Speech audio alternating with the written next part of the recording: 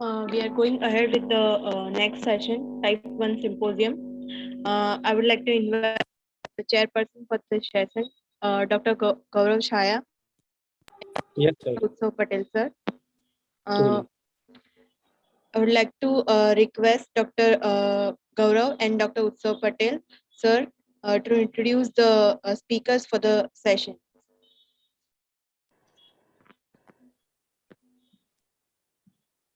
Yeah, good evening, everyone. We are going ahead with our evening session, which is on type 1 diabetes. And the next speaker is Dr. K.M Prasanna Kumar. He doesn't require any introduction. He is Director and Consultant of Endocrinology Center for Diabetes and Endocrine Care, Bengaluru. And he is going to present a topic on progress of management of pediatric diabetes in last 25 years, post DCCT trial. Over to you, Dr. Prasanna Kumar. Good afternoon, everybody. Today I'm going to talk about progress of treatment of pediatric diabetes in the last 25 years. And this is about the post-DCCT. This is my conflict and interest. I don't have any conflict of interest for this talk. Now, before we talk about post-DCCT, how management of type 1 diabetes in children has changed, we should know that DCCT, that is Diabetes Control Complication Trial, lasted from 1982 to 93. And it was a trial of 1,440 patients with type 1 diabetes, intensive therapy versus the conventional therapy. So after this 93 and 95, what happened? The innovations in the management of type 1 diabetes after 93 and 95 has been in diagnosis, monitoring, complication, newer insulin, drug delivery system, nutrition and prevention. I won't much talk about nutrition and prevention because not much progress has been done, though there are certain things which are going. About monitoring, this is what ambulatory glucose profile or flash monitor. It is just the size of a 1 rupee coin and you can place it here for 14 days. It will show blood sugar, nearly 1,400 blood sugar, 80 blood sugars per day every 15 minutes. This will help me in adjusting the dose of insulin for the patient with type 1 diabetes. Please remember, type 1 diabetes should be taking only basal bolus insulin. No question of premix. 1 basal and 3 or 4 bolus insulin has to be given. In such a situation, how it helps, look at this patient. Here this is ambulatory glucose profile reading, average blood sugar 302 and 100% above it. And in the last few years, we have realized it's not just HbA1c blood sugar, time in range, time above range, time below range. And from 9th April to 17th April, within 9 days, you see average blood sugar has come down to 180, time in range 44%, time above range has come down 100 to 53%, time below range 3%. Ideally, time in range should be 70%, time above range should be less than 20%, and time below range should be less than 5%. This is possible only with ambulatory glucose profile. And for diagnosis, you can do HbA1c with an attachment to the mobile phone. You can measure HbA1c. Now, patient can measure HbA1c at home with this sugar, lipids, hemoglobin, creatinine, and in future, blood urea creatinine also. Now, coming to insulins, we had regular insulin, which used to have a long acting, as you can see, 4 or 6 hours. Then we had the rapid acting insulin, as you can see, works 2 to 4 hours. And now we have got ultra fast acting insulin, which is faster than that.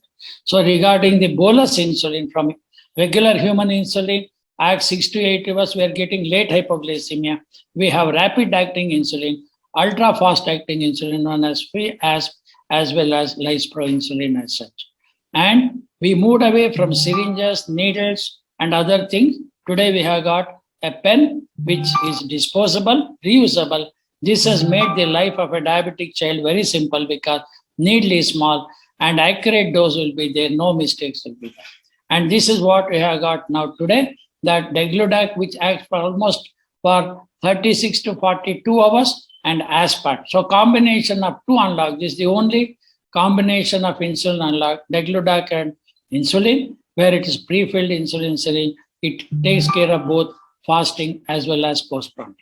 So this is also there. Those who are obese, they can use deglutide plus liraglutide. Again, it's the first combination of the basal insulin with you have got GLP-1 unlock. In an obese type 1, they will reduce weight. It also reduces the dose of insulin. Of course, glargine, which we had in the past, now we have got the other things where U300 glargine, which is as good as degludec available. And here also have combination of glargine with lexasenatide, which will help in type 1 diabetes who are obese. So all these are innovation.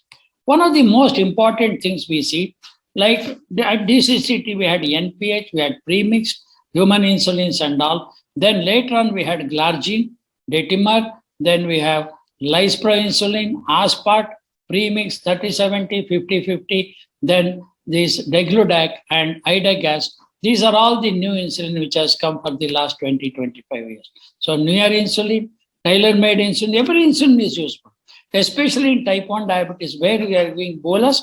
You need insulin which is short-acting, avoiding the late hypoglycemia. That is why you have got PASP, aspart, as well as lispro and other insulin as such. So insulin is the ultimate tool for type 1 diabetes. Relentless advances in insulin agonist, relentless disease has put insulin in the place of pride. Now, we had pumps. I have been using pump from 1985, but those are the pumps where you had to manage manually. Today, you have got a 670G and latest is 770G, where 670G Minimit system has got a sensor as well as a pump. So the pump will pump whatever blood sugar is, insulin is necessary, and the monitor is also attached to it so that you can have a monitor which will monitor the blood sugar continuously. And this is how you see Minimed 630 system, where this the sensor which does blood sugar every 15 minutes will give that data the pump. Depending on the 24 hours, the insulin is pumped, meaning that you don't have to worry about the basal insulin, that the 670G or 630G, 770G, they are going to have a artificial pancreas or a complete loop, closed loop system, where you will see that the basal insulin taken. Only you have to calculate the bolus depending on the carb counting for breakfast, lunch, and dinner. This has made the life of a patient very easy. This is how it works, insulin pump. And this is where a patient is wearing this sensor here and Guardian. And this is the pump. This sensor will talk to the pump. It will give the data of blood sugar continuously. Depending on that, the pump will infuse that much of insulin. This is the advantage what we see. Now we have got insulin port. This port lasts for 3 days and you can have 60 or 70 and you don't have to push the skin at all. As you see, the port is in place. Go on injecting into this so that patient does not have pain. This is how there is a needle here, and when you inject, it will be there. So children who are there, who feel the pain 3 times, 4 times they have to take, it is very simple, and they may not be able to afford the pump. This is good because even 6, 7 times you can take. Only thing is you can take only the long-acting insulin with this. How does it work? Insulin port functions as a medication delivery channel directly into subcutaneous tissue. Does not alter PK/PD. This is how the insulin port works. And this has been approved by FDA because it goes subcutaneous. There should be a gap between the short-acting, long-acting insulin. You can use short-acting as well as long-acting insulin in that. And also we are getting now smart insulin pens where automatically it tracks the accurate dose of the data of the people. When you turn 20, take, and from that pen, the software gets how much I've been. So did I take or not, how much? So that is how smart insulin pens are available and also connected with the software. Whatever insulin patient has taken, you will get that. Using near field communication, insulin dosing histories securely transferred from pen to a compatible app of the choice. That's simple. Of course, in between we had jet injection, there was no needle. You have seen vaccination have done, and hardly any pain was seen in that. This is what the jet injectors. Unfortunately, due to some reason, because if there's an angle, it causes abrasion. Even today, jet injector of insulin are not very popular as such. And this is how the port works as you saw. Inhaled insulin, 2006, FDA approved Afriza. I have used in 5-6 patients. They were very happy. Then due to various reasons, which was withdrawn, and now it is coming back. In India also, hopefully we'll have it. And one of the Indian companies is making inhaled insulin. So you can have 3 or 4 times inhaled insulin. Then basal insulin has to be taken through the injection, which is good. This is what we see, how they take inhaled insulin, just like a nebulizer or even the other things what we take with an inhaler acid. This is what Afreeza inhaled insulin, and you can put 1 milligram or 3 milligram. It is called milligrams, not in units.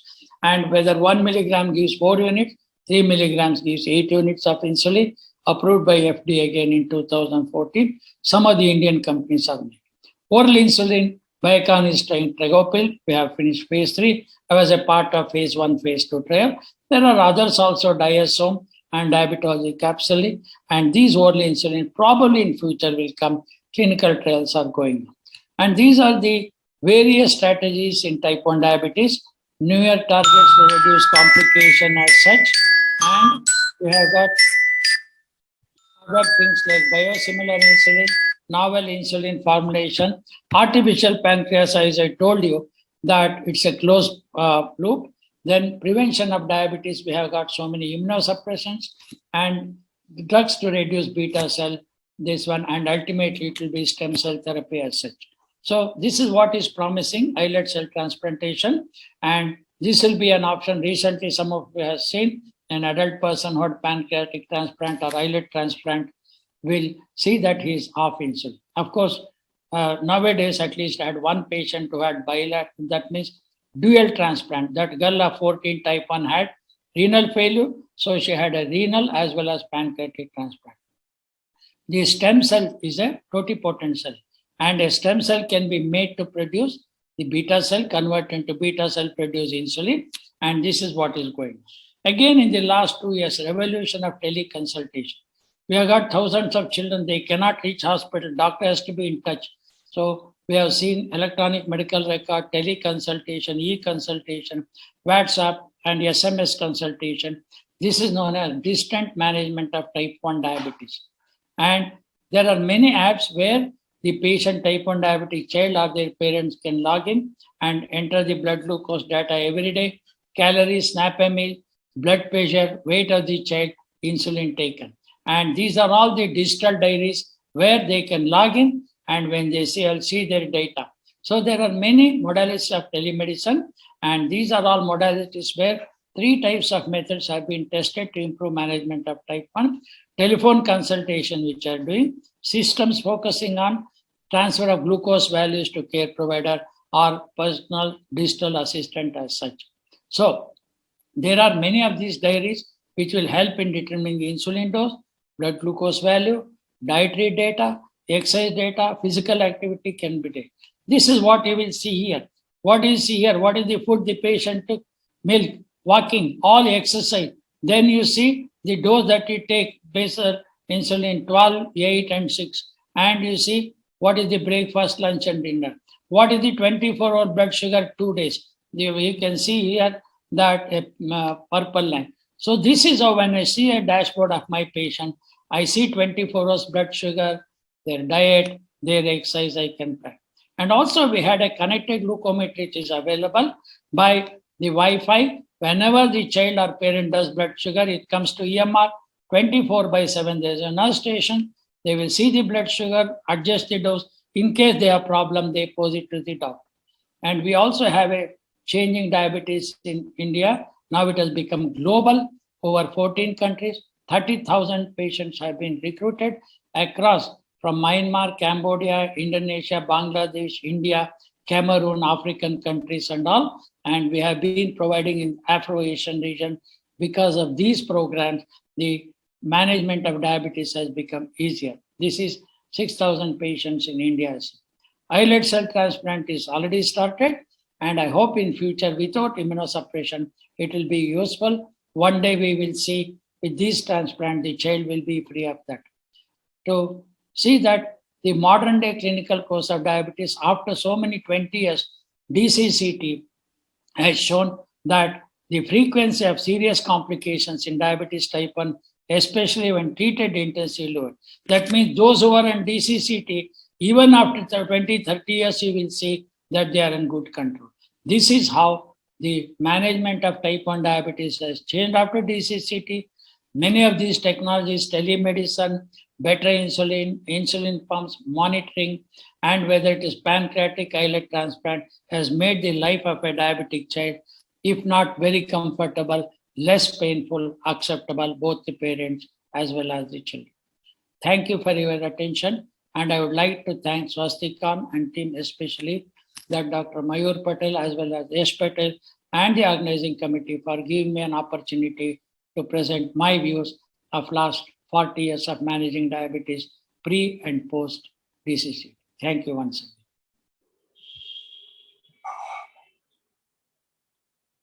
again. Dr. Yes, Utsav, Dr. Chhaya, please go ahead. Yeah. We will take all questions, answers in the end of the session, please. yes. I'll invite the next speaker, Dr. Alok Kanungo. He is a chief consultant diabetologist and chairman and managing director of KIDS Diabetes and Multi-Speciality Hospital, Bhubaneshwar. He'll be talking on comorbidities in type 1 diabetes.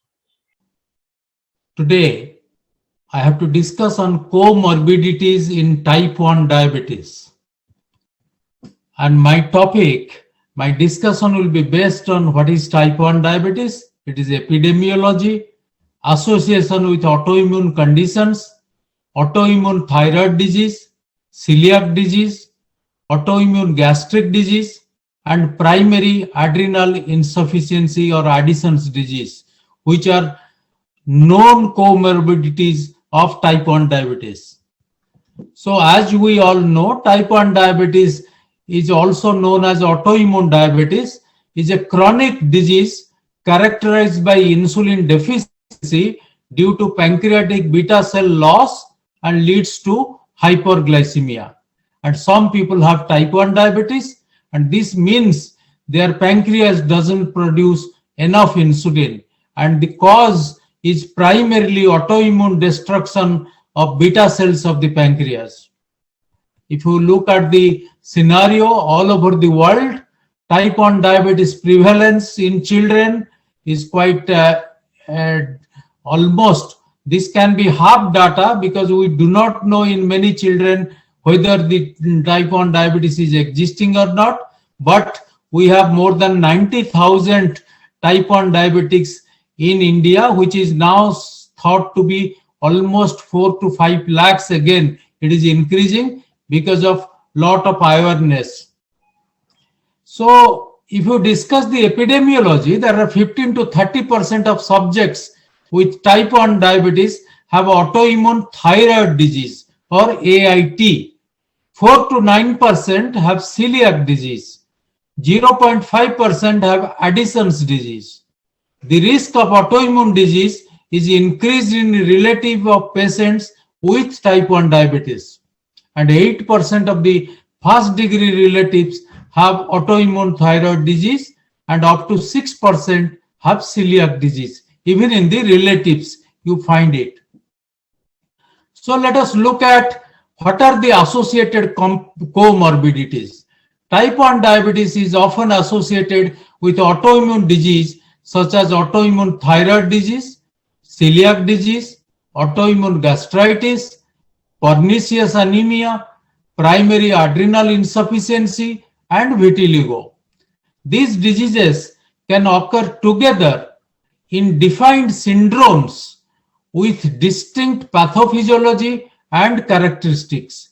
And the syndromes are autoimmune polyendocrine syndrome 1, autoimmune polyendocrine syndrome 2, and immunodysregulation polyendocrinopathy, enteropathy, and X-linked syndrome. So these are all combinations and complications. So let us go to some simple things that makes type 1 diabetes, how they are associated with autoimmune disease. Autoimmune thyroid disease is the most prevalent endocrinopathy among diabetes patients. Hypothyroidism, celiac disease, or Addison's disease in patients with type 1 diabetes may deteriorate glycemic control and can lead to an increased rate of hypoglycemia. In patients whom you find lot of hypoglycemic episode, think of an autoimmune thyroid disease or Addison disease, more in Addison disease. Autoimmune gastritis is another thing, pernicious anemia and celiac disease. They can cause malabsorption and anemia, which additionally impair the quality of life in patients with type 1 diabetes. And the most key to the best management or better management is early detection. It has the potential to prevent significant morbidity related to unrecognized disease. If you can detect it early, then disease can be better treated. And we know these are usually genetic factors. Those who are common genetic risk factors, they have been associated with type 1 diabetes, autoimmune thyroid disease, celiac disease, and Addison disease. And analysis of these associations are mostly performed in subjects affected with autoimmune disease. As we all know, type 1 diabetes is associated with DR3-DQ2 allele and DR4-DQ8.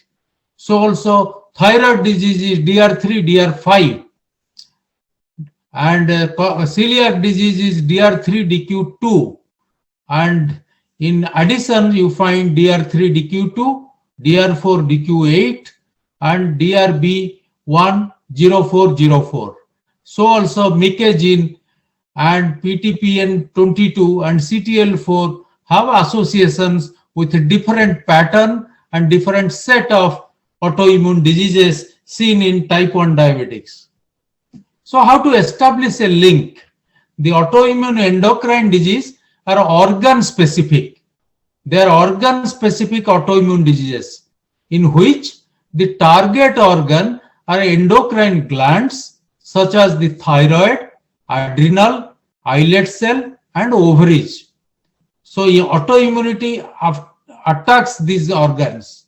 And type 1 diabetes and autoimmune thyroid diseases are both characterized by T cell infiltration and production of autoantibodies directed at the target organs.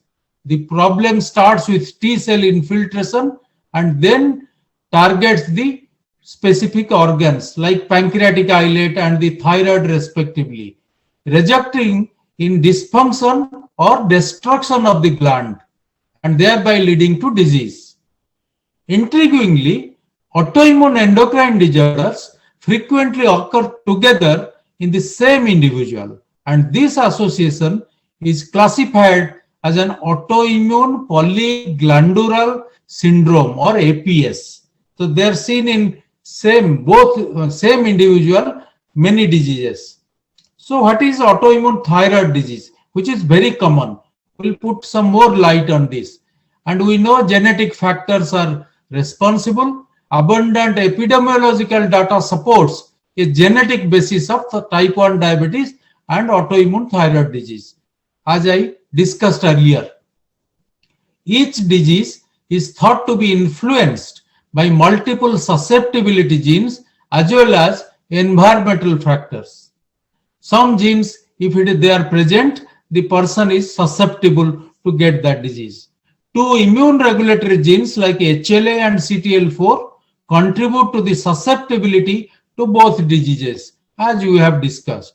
Additionally, tissue-specific genes, the insulin VNTR, and in type 1 diabetes and thyroglobulin gene in autoimmune thyroid disease have been shown to play a major role in the etiology of their respective diseases. VNTR is variable number tandem repeat. So if you see that, you can know what are the results. Autoimmune thyroid disease includes Graves' disease and Hashimoto's thyroiditis. Up to 20% of patients with type 1 diabetes have thyroid antibodies, with 50% of these progressing to clinical autoimmune thyroid disease. Although the exact mechanism of this association are still evolving, there is growing evidence that genetic factors play a major role in causing these diseases. This I already explained, how the thymus producing T cells, and then they are affected and then causing antibody production in one way and causing a disease like Addison disease in the other way. This is a complex cycle, and this is how things are targeted in target organs. So what are the implications? No additional impact is seen with normal thyroid function. Hypothyroidism increases in risk of hypoglycemia since insulin requirement will be lower in hypothyroid patients with type 1 diabetes. Growth failure worsens associated with suboptimal control of diabetes. Hyperthyroidism causes wider fluctuation in blood glucose level. If instead of hypothyroidism there is hyperthyroidism, then there is a fluctuation in blood glucose levels and increases insulin needs. ADA and ESD, they recommend certain things in pediatric hypothyroidism of type 1 diabetes. Children with type 1 diabetes screen for thyroid peroxidase and thyroglobulin antibodies are diagnosis. So in type 1 diabetes, screen for these two antibodies, and thyroid stimulating hormone or TSH concentrations should be measured after the metabolic control is established. If normal, recheck every 1 to 2 years. If patients develop symptoms of thyroid dysfunction, thyromegaly, or an abnormal growth rate, you can check 6 months or little frequently.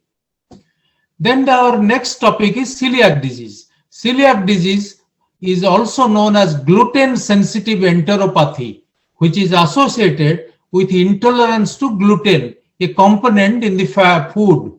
Gluten triggered autoimmunity damages the small bowel mucosa, leading to many intestinal and non-intestinal clinical manifestations. There can be intestinal and can be non-intestinal clinical manifestation in celiac disease. The prevalence of celiac disease in children with type 1 diabetes is higher than the general population. CD may remain asymptomatic or silent for a long time, only being detected by serological test in children and type 1 diabetes, thyroid autoantibodies or tissue transglutaminase autoantibodies. And what are the symptoms of celiac disease? They have these symptoms. Don't wait, get tested.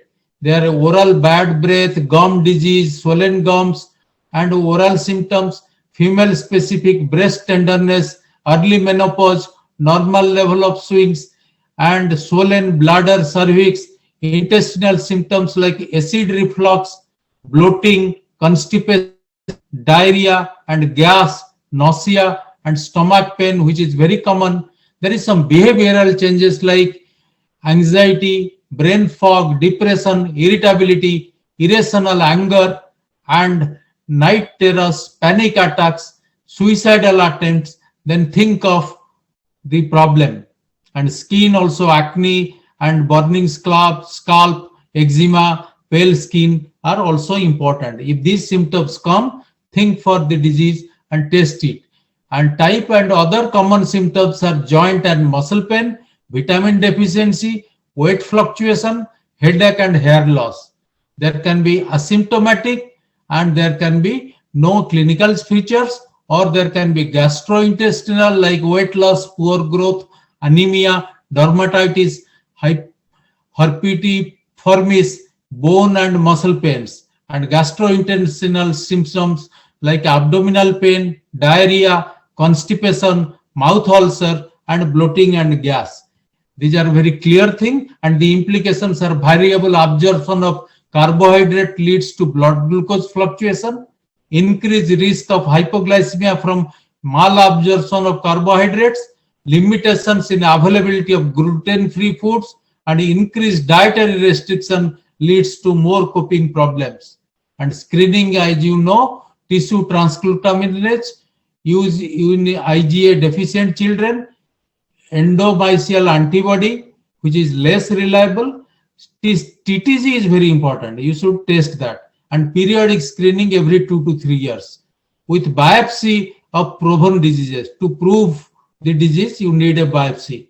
Diagnosis requires intestinal biopsy even in the absence of gastrointestinal symptoms, that is diagnostic. And there is some autoimmune gastric disease, most often asymptomatic. There is anemia, mostly pernicious anemia or iron deficiency, persistence of GAD antibodies like glutamic acid decarboxylase antibodies. Screening should be done, antiparietal cell antibodies, autoantibodies, and blood counts, vitamin B12, ferritin, gastrin, all these things should be investigated because it leads to pernicious anemia. There is some primary adrenal insufficiency called adrenal disease, Addison's disease. Up to 2% of patients with type 1 diabetes have detectable anti-adrenal autoantibodies. Addison disease is suspected by the clinical picture of frequent hypoglycemia, unexplained disease in insulin requirement. The insulin requirement is reduced or decreased. Symptoms are hypoglycemia, fatigue and nausea, weight loss, postural hypotension, salt craving, and hyperpigmentation of skin and mucosa. If these symptoms are there, you should think of Addison disease in a type 1 diabetes. And investigations are there. Endocrinologists usually handle these cases like 21 hydroxylase antibodies, ACTH, fasting AM cortisol, electrolyte, and plasma-renin. And the key message is, after looking at all these points in type 1 diabetes and comorbidities, all these associated conditions have great impact on the physical and mental well-being of the child with type 1 diabetes.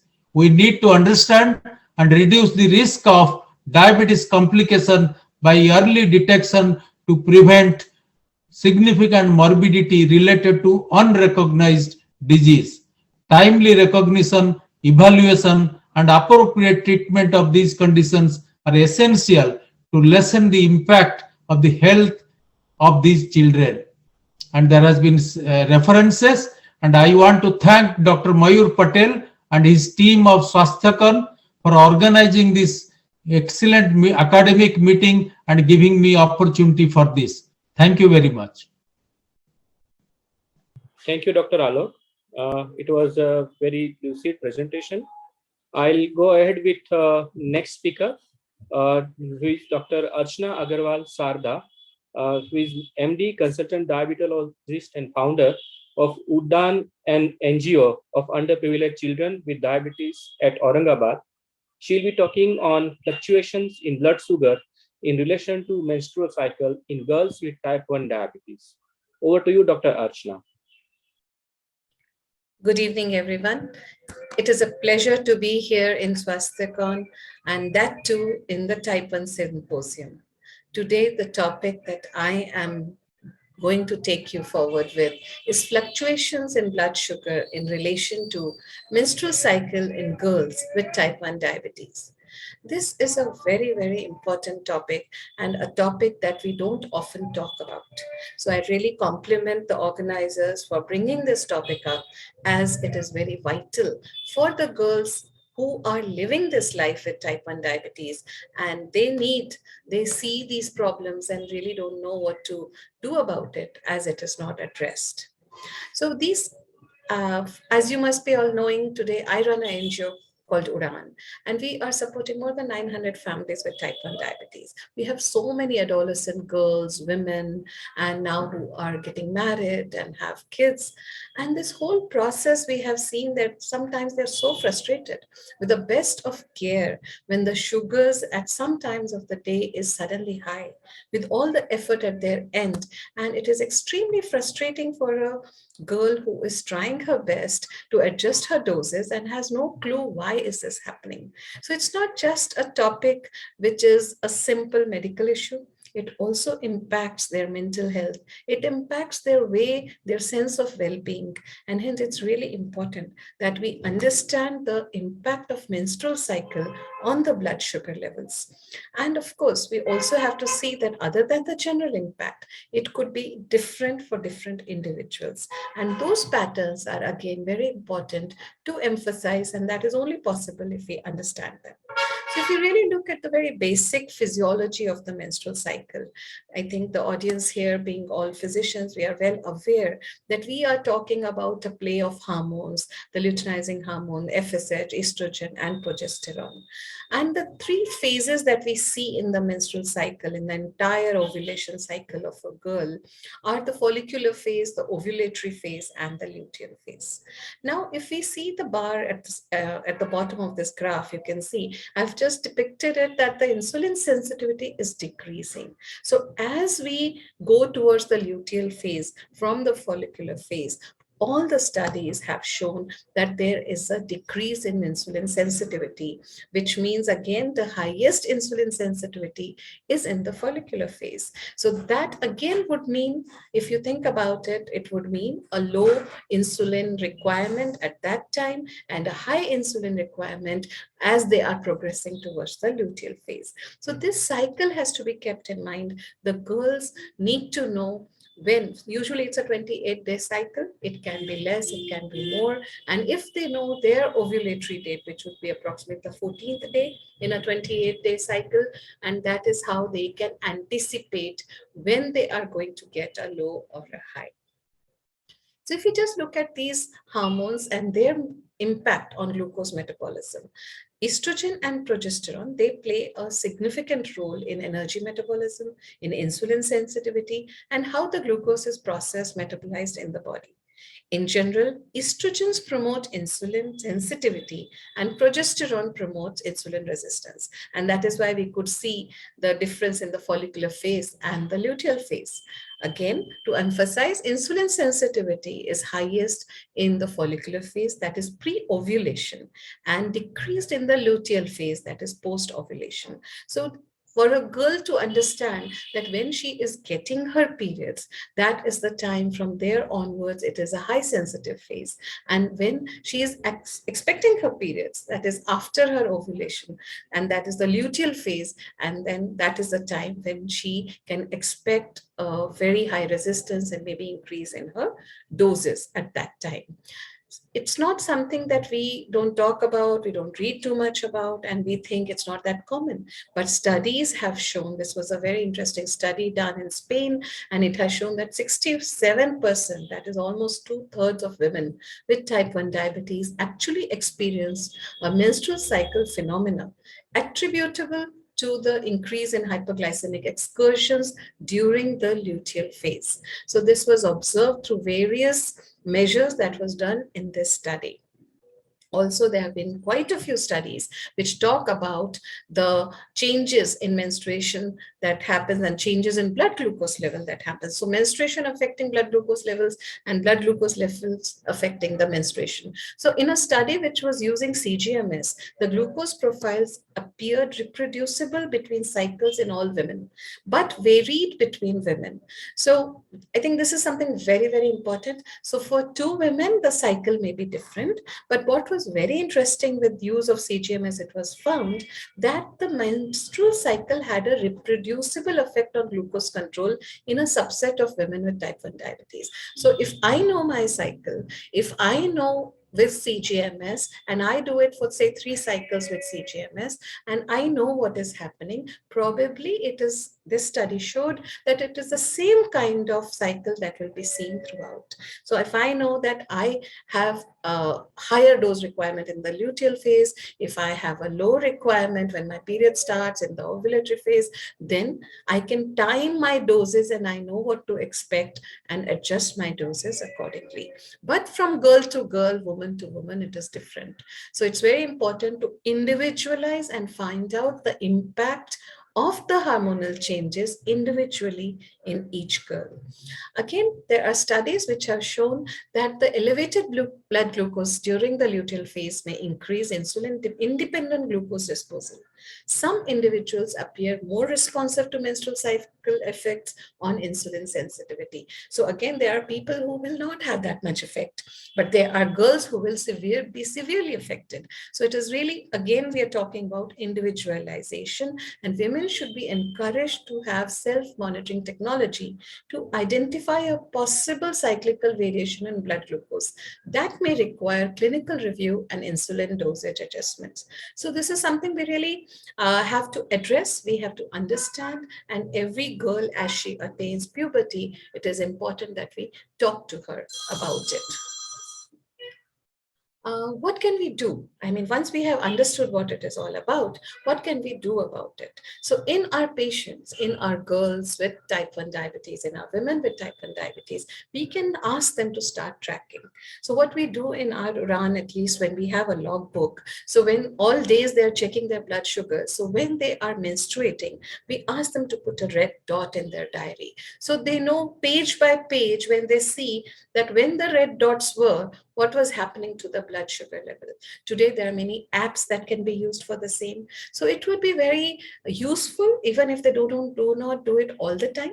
If they do it for a couple of months, if they track the cycle length, they also track the period length and heaviness of the flow, the fatigue that we feel, and the blood sugar levels on those days, specifically pre and post, which every person with type 1 diabetes would anyway be doing, the weight changes that happen, the cravings, and any other symptom which are changing with the cycle. So this tracking month after month would slowly emerge into a pattern which is individualized for that particular girl, and that can be addressed and her problems can be solved. Another thing which we see often with irregularity as well as hyper and hypoglycemia is the irregularity of the cycle itself and mood swings. These are also something which has to be watched out for in girls with type 1 diabetes. Of course, these are known with everyone else also, but in type 1 diabetes, since we're talking about the girls, let's also address it. Usually it stabilizes with good glycemic control. So there's no real reason in a clear-cut case of a girl with type 1 diabetes to have an irregular cycle. So with good glycemic control, if it persists, if mood swings persist, then it is very important that we address it with the possible cause and actually look at it. So I think I just wanted to, it's a very short presentation. What was very, very important was that if we look at, these are some of my Udan girls, and if we look at these girls as not just numbers, and we look at them with not just type 1 diabetes getting the glucose in control, but when we are having a conversation and after they attain puberty and they understand that their menstrual cycle is going to affect their blood sugar levels, and not to panic, because often you will have a mom yelling at them, why is your sugar high? You must have eaten something. Why is your sugar high? Didn't you bolus yourself? Didn't you take your dose? And the guilt of the girl herself, I'm doing everything, and yet my sugar is high. So understanding her cycles, understanding her body, tracking all the points that are happening, seeing over time, gives them a good insight, and no two girls are similar, they're not the same. And that is very, very important that we emphasize that each girl does her own tracking, consults her educator and her doctor, and that way can adjust the doses anticipatory and take care of her glycemic control and also mental and emotional well-being. Thank you so much. Thank you very much. It was a lucid talk. I'll invite all the speakers for question and answer.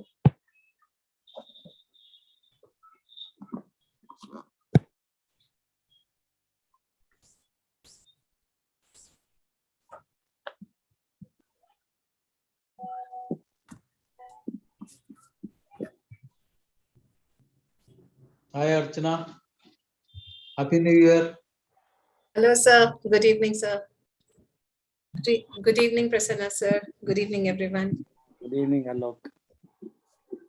Good evening, Prasanna sir. Good evening, everyone. And indeed, pleasure to get your inputs for the Type 1 Symposium. So specifically focusing on the team approach that you spoke about the different aspects of Type 1 and how that could be touched upon. And with the research background from DCCT, how Dr. Prasanna Kumar started to how they specialize, I'll say this menstrual cycle related hyperglycemia can be affected to the specific ladies around. Now to take a note around that we see, and this is a Type 1 Symposium, when we ask about team 1 approach, what you talked about is different aspects of hypoglycemia to the glycemic control to the glycemic variability. If we ask that these are their routine health aspects, and when we talk about some of the professional people now Type 1 getting elder and getting into the professional work, how they can vary the different aspects of their glycemic control on basis of their professional work. So how they cope up with the scientific aspect, like when the menstrual cycle is around, when they are planning for the pregnancy, when they have the seasonal change or maybe variation in the their patterns, then how they cope up. Is there any robust real-time data availability or the workability on the same, or is it still our clinical insist or instinct which we are playing around? Sorry, I made it open for the panel, I will say panel discussion or group discussion around. I will answer this. What you said, yes, is a good question. Now, Dr. Archana said about menstrual period. It is not just menstrual period. The whole of puberty itself, there is a problem. The worst of those are between 12 to 18, whether boys or girls. Is it because of their attitude, as Dr. Archana Sarda said, or because of a sort of rebellious attitude, or is it because hormonal changes? Maybe everything is. Now, your question is, how do we transit from childhood to adolescent to maybe later age? Now, I've already spoken very little about transition. Some age, pediatric endocrinologists or pediatrician, probably today 14, no 16, maybe up to 18. They take care and say, sorry, this is the age beyond which I cannot. You go to adult endocrinologist, they will manage. So that is the stage. Now, when you ask these whether technologies has helped, look at the American data. 2012 to 2018, what happened? Average A1C was 7.5, 2012. 6 years later, 2018, this paper has been published. Average A1C in USA is 8.6. That means in 6 years, the A1C increased in type 1 diabetics. DCCT target was 7%. Hardly 10% achieved 7. 80% had more than 7. 7.5 was average. Now 2012 to 18, 6 years, it increased to 8.6. What is the reason? The reason is that the insulin pump usage increased by about 23% to 27%. CGMS increased by 53%. What is the message? That in spite of spending $20-30 billion, all the technologies in the world, you are not going to improve HbA1c. What has to change is the mindset. Now, what happens 12, 14, 15, they are not bothered. It is parents' headache to matter it. By the time they became 18, 20, 25, 80% of my patients, rural, urban, educated, rich or poor, A1C is good. It is very easy to manage after 20. Very difficult to manage 1 year old to 5 year, 5 to 10, 10 to 15 or 18 also. This is how technology alone, money alone, education alone will not. Unless you change the mindset of the parent and the patient. As Dr. Archana said, everybody blames. See, my daughter is eating everything. There is no problem with the daughter. She is following 100%. This is the problem we face, not technology. After 18-20, the patient is responsible, not parents, not even doctor, self-management. If they do it well, 6.5, 6.8 they reach. If they do not, even with insulin pump, you can have 9 or 10, 11 also. This is what my feeling and my observation experience last 3 decades. So you rightly mentioned, sir. So we'll ask other consultants to share also that health is not only the physical or I'll say merely absence of disease, but where you spoke about is somewhere the mental mindset and the I'll say the psychological aspects playing around is also a game around as a consultant. Yeah, please anything from Dr. Kanungo, please. That's a yes. That's a very. When Dr. Prasanna Kumar told, that is very important thing. Parents usually blame the child that she is not following or he is not following. That is not true. If the parents are inspiring to the child, once you see up to 5 years, 4 years, you are handling a veterinary case because the child is not cooperating with you, doesn't know anything. You have to handle someone who doesn't communicate to you that much. There, the mother and the father are the main issues. They can understand the baby and the body languages and some symptoms that comes out, and that is the thing that helps them. So parents have a wonderful or important role in understanding the child and guiding him. And that is why, as Dr. Prasanna Kumar told, or Archana told, the team spirit of the parents, doctors, diabetes educators, and the person, child itself, plays a very, very important role. I would also like to add, I totally agree with Dr. Prasanna sir and Dr. Alok sir, because this is adolescent age is anyway difficult. I mean, without diabetes, it's bad enough with our own kids. That with type 1 diabetes, with the chronic burnout, it's not that easy with peer pressure. Only thing I would like to add here is that let's not lose hope. We know this happens. And as sir said, they come back when they're 20, they're 21, they suddenly understand and they are able to take care of themselves. So this transition time of adolescence, if we can just not be judgmental and we can stay connected and be a little supportive and understand that they're varying from the path, I think that itself would also be a good support, that they don't stop insulin, they don't stop monitoring, they don't get hospitalized, their HbA1cs may not be too good, but they realize over time if they get a positive kind of environment. I have seen cases where they were really scolded by the parents or the doctor or ridiculed by the educator and scared, saying that you'll get blind, you'll get impotent. And that did not work as a positive reinforcement. It made them feel, let the world go to hell. I don't mind dying. There are people who have attempted suicide in such scenarios. So this is a time to support them without judgment. They may not be doing so well, but they come back. As they become adults, they become responsible adults. Archana, I have a personal experience.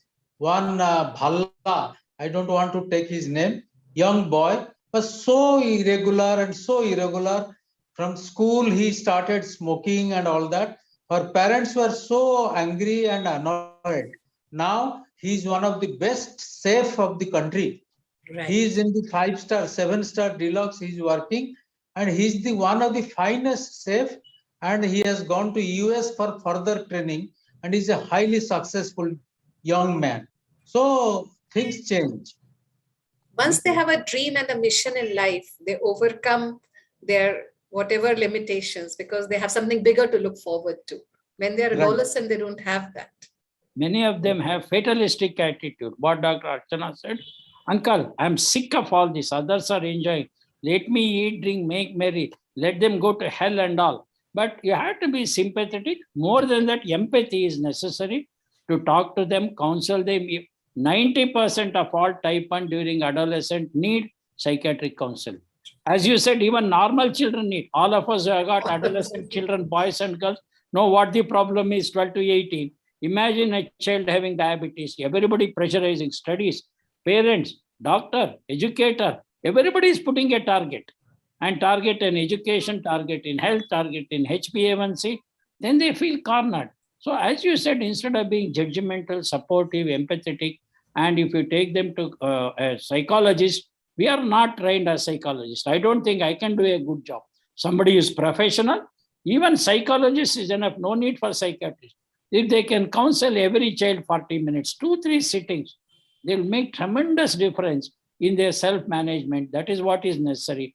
Unfortunately, with hundreds and thousands of patients, it is almost impossible to give that sort of a counseling for a child. If we can give that comprehensive care, everybody will be welcome. As Dr. Prasanna Kumar, you must be aware this year ADA has formed a consultative committee and clinical psychologists are induced to help children with type 1 diabetes and also type 2 diabetes, those who have. But type 1 diabetes, their parents and their teachers are being counseled, and there is a guideline has come out by ADA this year. I would just like to add, a very small thing can make a difference. I work in rural Maharashtra, but we have a 24/7 helpline. So 3-4 helplines. Just not that it makes a huge difference, or we have very trained psychologists, but knowing there is a helpline makes people, the young people, feel better. Sometimes they will just call up in the middle of the night saying they're depressed, we want someone to talk to. 5 minutes of somebody listening to them itself takes away the whole urge to run away, to do something to them, some self-harm. So some things as small can give support in absence of trained psychologists also, which we need. I totally agree. I really appreciate the level of interactions which we are heading to, but I need to make sure that those are oration awards in the lineup. And I would ask our chairperson, Dr. Gaurav Chhaya, to conclude the session and we can move to the further session. Please, Dr. Gaurav Chhaya. Yeah, thank you, Dr. Patel. It was a very good presentations from Dr. K.M Prasanna Kumar, Dr. Alok Kanungo, and Dr. Archana Aggarwal Sarda. I thank you all of them for their such nice lectures, and I'll thank Swasthyacon for arranging this particular segment. And over to the next session. I conclude this session over here. Thank you very much. Thank you so much. I would like to thank all the dignitaries and speakers for the wonderful discussion.